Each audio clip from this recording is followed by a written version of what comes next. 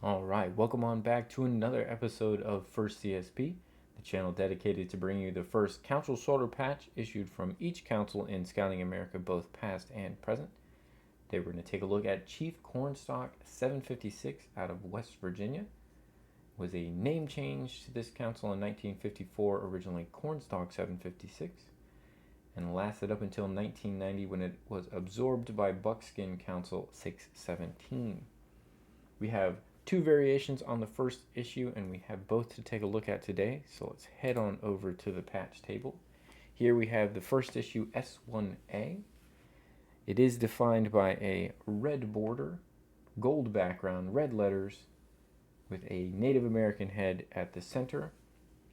One of the defining characteristics is the fact that the West Virginia Kentucky in length is 103 millimeters.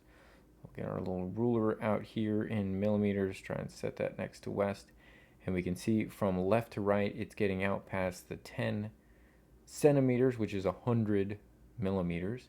So this is right there at 103 millimeters. Take a look at the back here. It is very thinly plastic coated on the back. And we are going to find it is very close to the S1B as far as its presentation, and it would be one that is somewhat difficult to pick out when you just have a single in isolation. All right, let's take a look at the S1B, and then we'll put them head to head on the screen and kind of talk about some of the things that I note when I see them in person. But here we have the S1B, again, similar presentation. We do have the red border, gold background, red letters, Native American head, but this time the states are somewhere between 91 and 93 millimeters in length. The big thing to point out as we put the ruler to this is noting that it's not getting anywhere close to the 10 centimeters or 100 millimeters, so that does show we have a distinctly different issue or patch, so we are dealing with the S1B here. As far as manufacture, it does look fairly similar on the back as well. This one also is plastic coated for the S1B. All right, let me move the S1B down towards the bottom here on the patch table, and let's see if we can put the S1A up here at the top.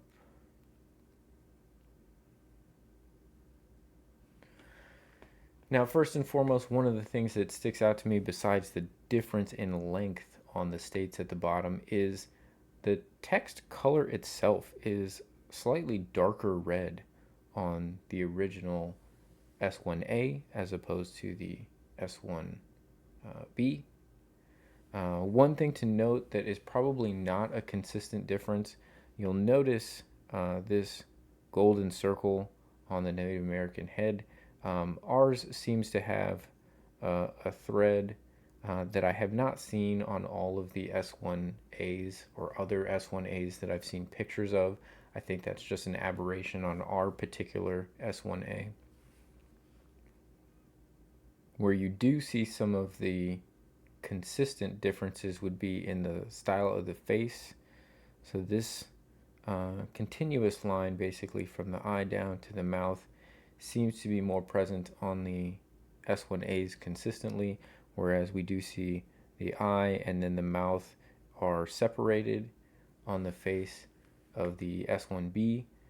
From the pictures that I've seen of other S1A and S1B patches, those differences do seem to be somewhat consistent.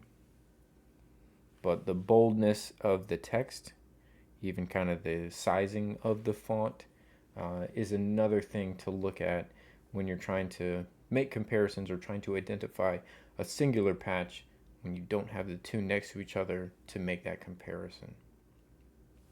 But that is the first issue for Chief Cornstalk 756. Hopefully you guys have enjoyed this presentation. Again, we've got new episodes out every single day, so hopefully we see you back here tomorrow for another one. If you are enjoying the content, feel free to give it a like. If you're not subscribed, we would love that support. It really does help the channel. But with that, I hope you guys have a wonderful rest of your day, and we'll catch you on the next episode.